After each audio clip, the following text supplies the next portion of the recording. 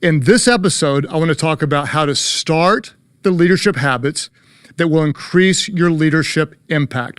We're going to learn how to start the leadership habits that will increase your leadership impact. Now, in the last episode, we acknowledged that most leaders have similar goals. They want to win, we want to grow, we want to be profitable, we want to increase in influence, we want to make a difference. Most leaders have similar goals, but we have very, very different results.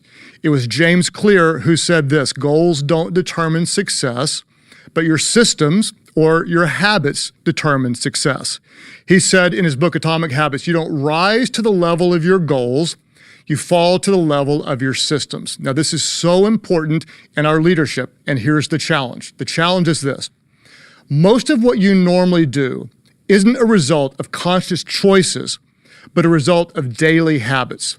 In your leadership and in your everyday life, most of what you do, it's not even something you choose to do, but it's a result of daily habits. It's a result of your systems or your lack of systems. In fact, according to a study done by Duke University in 2006, are you ready for this? Over 40% of the actions that you do every single day, they are not a result of decision-making. They're a result of your habits. I want you to think about this. 40%, over 40% of what you do, you didn't even decide to do it. It's just in your rhythm, it's your system, it's your habit.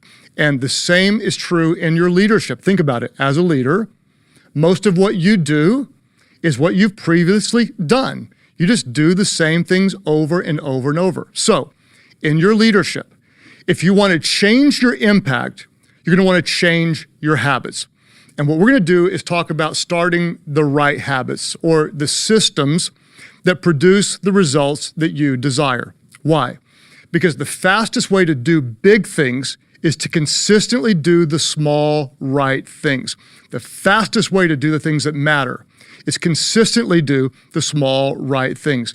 And we've said it before, I'm going to say it all the time. What do successful people do?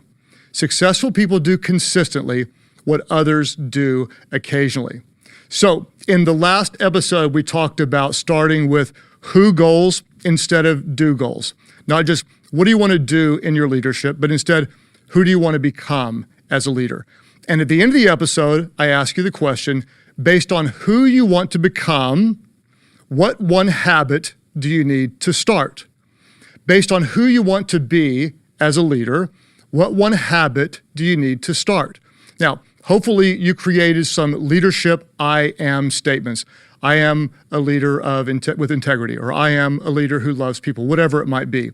And as you know who you want to become, it should be clear what habit you need to start. And before we dive into real specific content, what I want to do is I want to just get you to drill down and name the one habit that you want to start.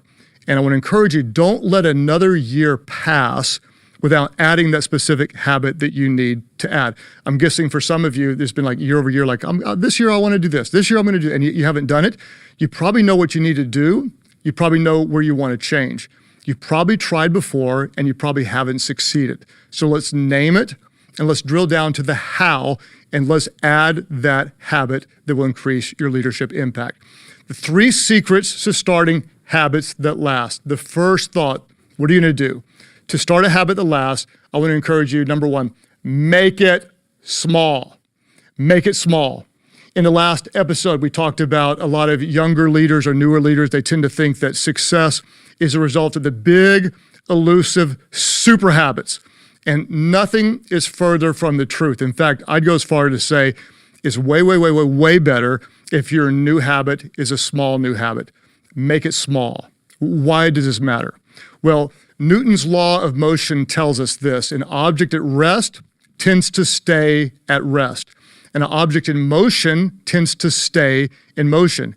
When you're at rest, a big habit seems intimidating, and so you typically stay at rest. But a small habit that's easy to achieve is something that you might actually start, and once you get into motion, guess what? An object in motion tends to stay in motion. And so what is your goal? What you want to do as a leader is you want to create movement toward the desired result. And I want to just encourage you, just start small. What might that look like for you? Maybe if you want to be a leader who cares, I am a leader who cares.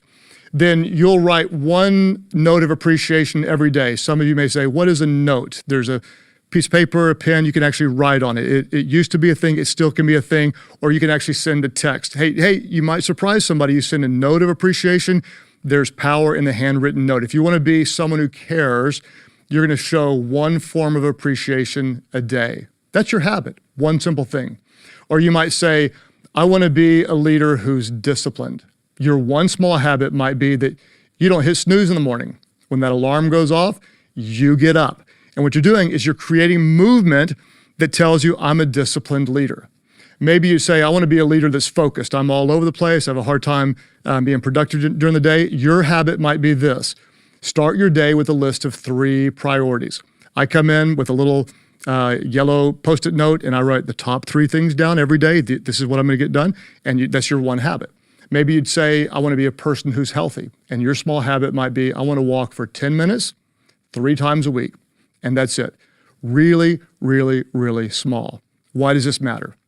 By creating any small movement, you're likely to create more and bigger movement.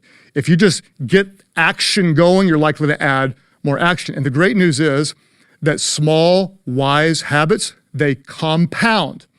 In fact, if you look at any part of my life that you would say is successful, if you look at health or leadership or marriage or parenting or finances or anything, what I can promise you is it's a result of many small and helpful habits. So here's some behind the scenes. I am 54 years of age now, and for over 2 decades, I've added 1 habit a year. Really small habits, embarrassingly small habits for over 2 decades. So if you add that up, that's over 20 some odd really small habits, and most of them would be completely unnoticeable. I'll tell you some of the smaller ones that are kind of embarrassing that you wouldn't care about. Years and years ago, I eliminated all soft drinks. It's been well over a decade since I've had a soft drink, and I just drink water, and it's helping me be healthy. Years ago, I started pre-planning all my lunches. Instead of waiting to have whatever's available or going out to eat, I just would order things in, and they were prepared exactly as I wanted. For my spiritual life, years ago, I decided to pray with Amy every day. Very short prayers right before we go to work, but just pray with Amy. Years ago, I decided to have at least 1 meeting per month with a mentor. Here's a little secret. A lot of times, they don't even know they're a mentor, but I have at least 1 leadership development conversation with someone that I look up to a month. Stupid little habit. People make fun of this, and I joke about it all the time. One year, I decided to floss, and I joke and say flossing changed my life. And it's really no joke because I hate flossing. I hate when the dental hygienist tell me you got to floss every time. So when I floss, when I started doing that years ago, I started to tell myself in my mind, I'm a disciplined person because I do the right things even if I don't want to do them. And how does this play together? Well, Duhigg, in his book, The Power of Habit, he calls certain habits keystone habits. And Duhigg defines a keystone habit as small changes or habits that people introduce into their routines that unintentionally carry over into other aspects of their lives. They're small changes. They're small habits, not hitting snooze, showing gratitude, encouraging people. They're small changes that cascade unintentionally into other areas of their lives. And so because I floss, I'm a disciplined person because I pray with Amy. I'm a spiritual person because I'm talking to my mentor. I'm a growing leader. And no one habit changed anything big in my life at all. Nothing noticeable. But over time, the accumulation of small habits, they changed who I am as a husband to Amy, as a dad to my kids, as a pastor to Life Church, and as a leader of leaders. Small changes. And think about this, just 1 a year, very small. These small changes change my identity. It's my system. It's my daily habits. And these daily habits, they reinforce who I am becoming, which ultimately drives the do. And so here's what I want you to do, is I want you, based on your leadership I am statement, based on who you want to become, what 1 new habit do you need to start? And I want to encourage you, think big, but start small. Number 1, make it small.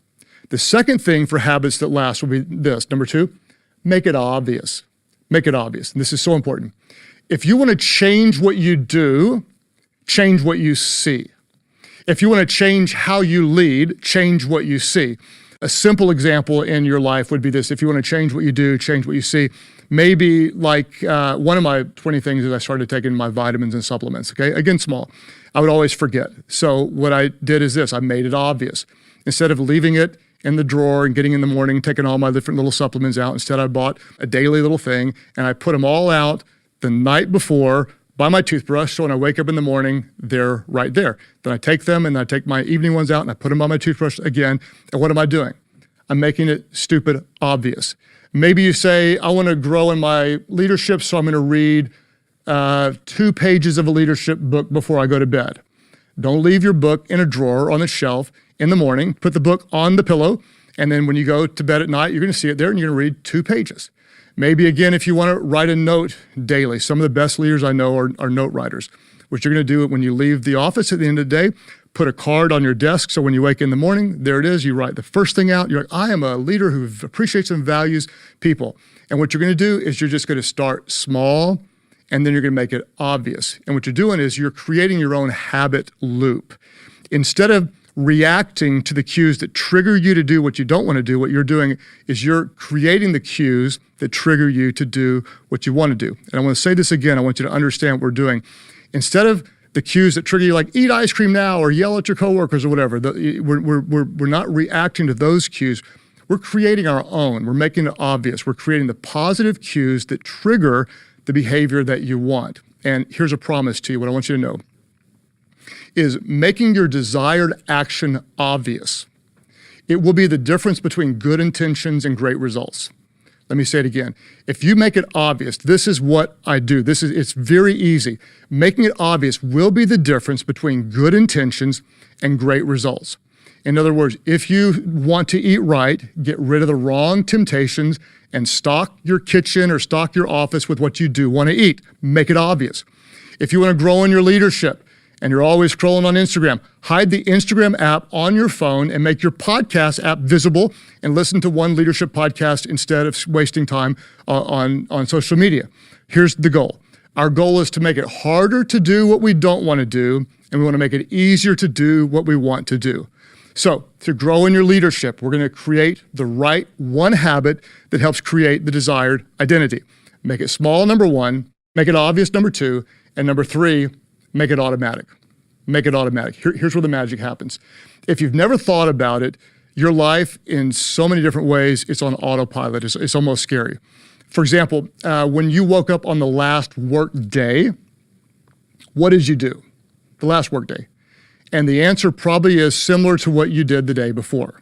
For example, my mornings, they're almost exactly the same. When I get up every day on a work day, I get up, I make my oatmeal, I put my berries in it, I do my devotion, I pray with Amy, I get my bags that were packed the night before, I drive to work the same exact way, and when I get to the office, I realize I don't even remember driving to work because I was on autopilot all the way there. What do you typically do? You do something very similar to what you did before. And here's the problem. Without intentionality, what's automatic is rarely what's most productive. Why? Because we don't drift toward what is healthy, we drift toward what is easy. What we want to do is we don't want to drift toward what is easy. We're going to create the systems, we're going to make it automatic that move toward what is healthy, because excellence is never an accident. Excellence is always a result of intentional and consistent habits. So let's make it automatic. We're going to review. You've named the habit that you want to start, whatever it is. This year I'm going to start, and you know what it is. Based on the type of leader you want to become, this is what you're going to do. You're going to start small, you're going to make it easy, and you're going to make it automatic. How do you make it automatic? You're not just going to decide what you want to do to grow in your leadership, but you're going to define exactly when you are going to do it. And here's the key. You're going to create a statement, and you're going to live up to the statement that goes something like this. After I blank, I will do blank. After I do this one thing, then I'm going to do my new leadership habit. After I do this, then I'm going to do this, and you're going to make it automatic. So you want to read one Bible verse a day. That's your small habit. So you say, after I make coffee, then I read one Bible verse.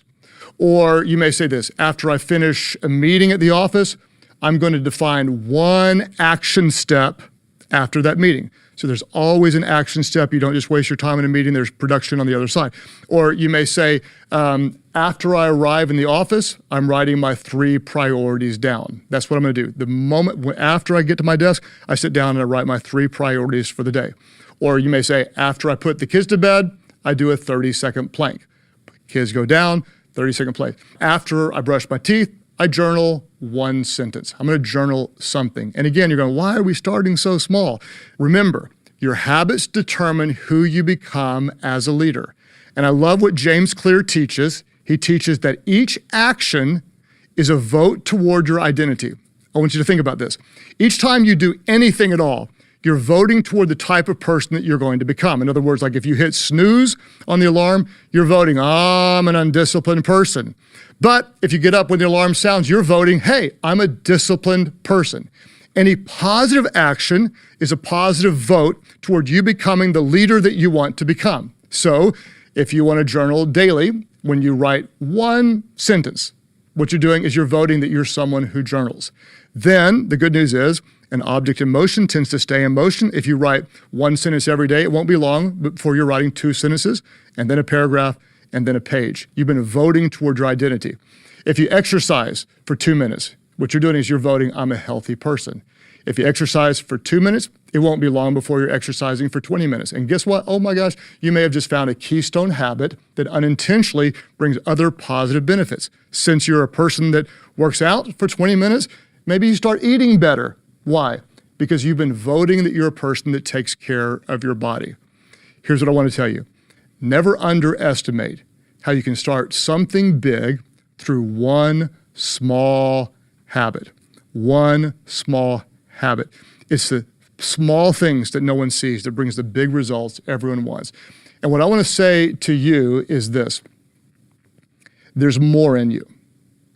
As a leader, what I promise you is there's way more in you than you can even imagine. And this year, if you change that one thing that's holding you back, you can start the pendulum moving toward the identity that you want to become and doing the actions that you want to do and having the leadership impact that you want to make. And here's what's really, really fun is this. I promise you, you're going to be successful way earlier than you think. What most people think is, okay, I've got to start this habit and I'm going to be successful like in 3 years whenever I get everything just where I want to. And that's not our mindset. As leaders, we have a totally different mindset. And I want to say it this way. You're not successful when you hit your goal in the future. You're successful when you're faithful today. You're not successful when you get the outcome that you want. You're successful when you have the right habits, the right systems moving you in the right direction. So start today. Start small, make it obvious, make it automatic. And if you can handle a Bible verse, because I am also a preacher in my daytime job, Zechariah 4:10 says this, do not despise these small beginnings, for the Lord rejoices to see